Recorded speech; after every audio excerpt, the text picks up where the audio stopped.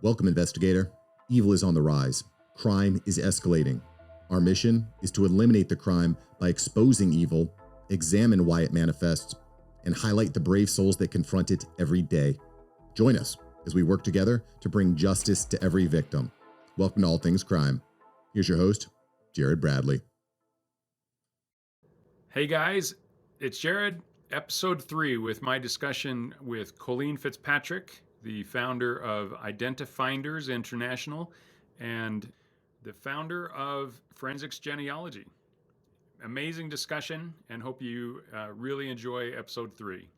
What is your exposure to the M-Vac?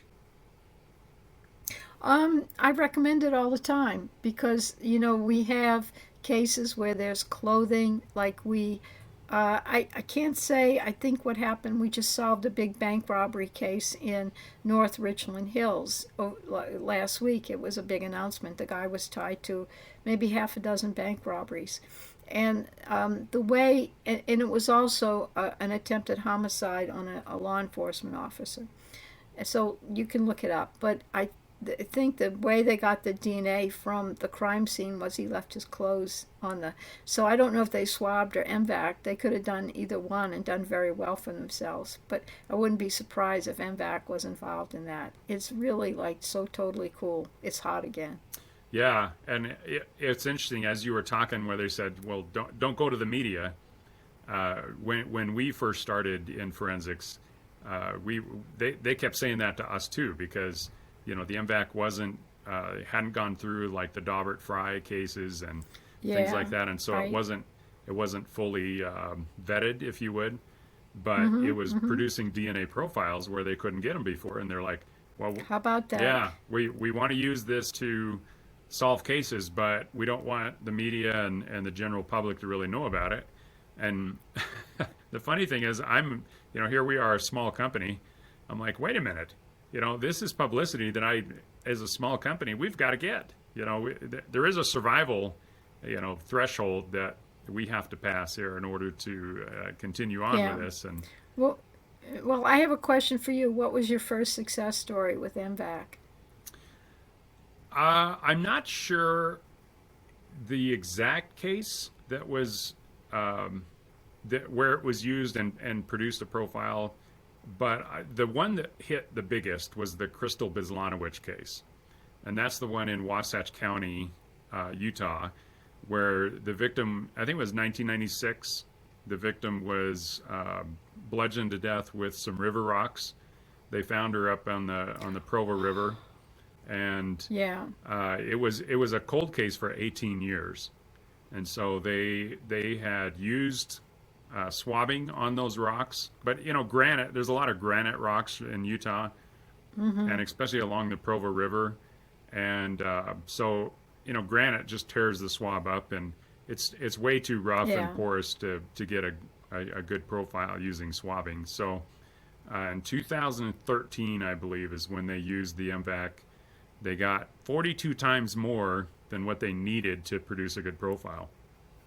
And that one actually, it was really interesting. It even went international news, and because DNA, especially back then, was moving forward, but it wasn't like the mainstay of solving cases yet. And so the media, their whole focus was on the DNA that they collected off a cigarette butt.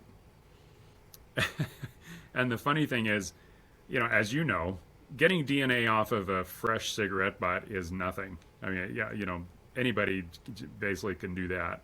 Anybody can do that. It's just because there's a lot of DNA on a cigarette butt. People just don't understand how much there is there. But getting DNA off a rock, that was tough. And that was the whole reason. Wow. That, but yeah, of course the media completely missed it. And it was kind of funny. We put out a press release shortly after because in the where they did mention how they got DNA off of the rock, they called the M-Vac a vacuum-assisted instrument instead of actually using M-Vac. And we were like, what?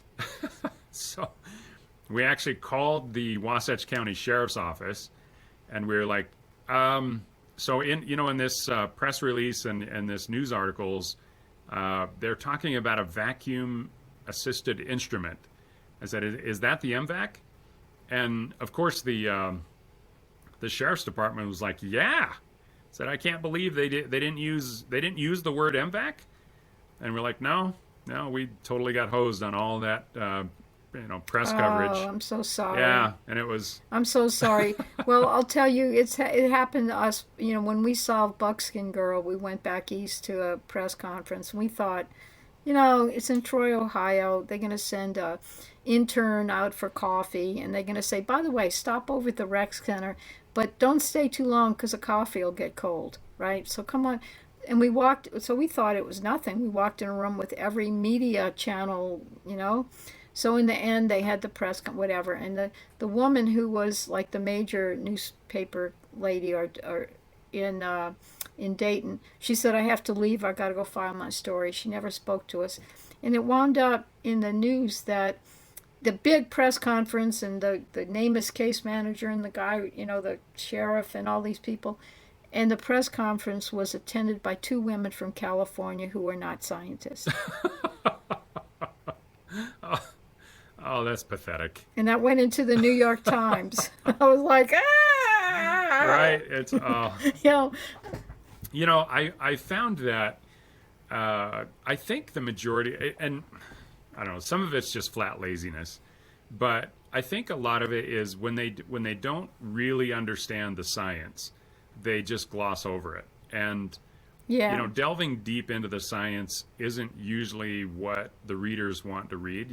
They kind of even if there's a really technical or scientific type of a paragraph, I think a lot of readers are just going to blow right through that.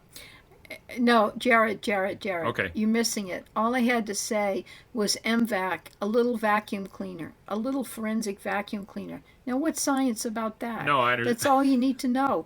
It's a vacuum cleaner. It has to do with DNA, and that's the problem is when it doesn't matter if it's forensics DNA or genealogical DNA.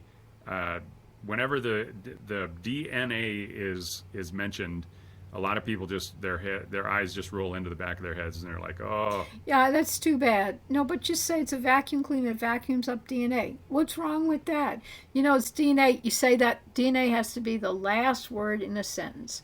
You say M-Vac is a little vacuum cleaner that vacuums up evidence for DNA. And you put DNA at the last word so they'll listen to you all. And when you get to DNA, you've already got them. You already got them. Yeah, there you go. Okay, so for all of our listeners that happen to be in the press, you just heard it straight from Colleen. So whenever there's anything to do with DNA evidence, mention DNA at the very end, and you won't lose any of your readers. How about that? Yeah, correct. Good job, Darrett. And I will say about Buckskin Girl, the thing about that was really hard is that's the first announced case ever used with SNP testing. And it was a 27-year-old case. We solved it in 4 hours. And we turned out the conference was attended by two women from California who are not scientists. Yeah, they missed that you have a Ph.D. in physics and.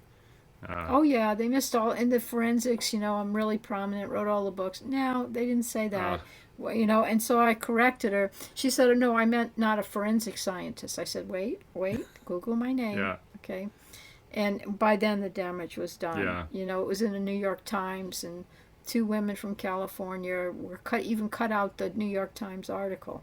Why mention? Oh, that's Could have sad. killed them. Yeah, it's really sad. At least sometimes when it's like an online magazine, forensics magazine or something like that. Oh yeah. You can call the person that wrote the article, and they'll make some corrections. Oh yeah, we have too, and numerous times. But if it's a print, if it's in print and it's gone, or if it's in the actual news media, then the news cycle moves so fast that if they don't get it right the first time, then it's gone. So yeah, right. Well, listen, Colleen, I could talk to you all day because you are such a fascinating person. It was so much fun. So much fun. I can't believe it's been an hour. I mean, I feel like I sat down 5 minutes ago. Well, that's what That's what good podcasts are all about, aren't they?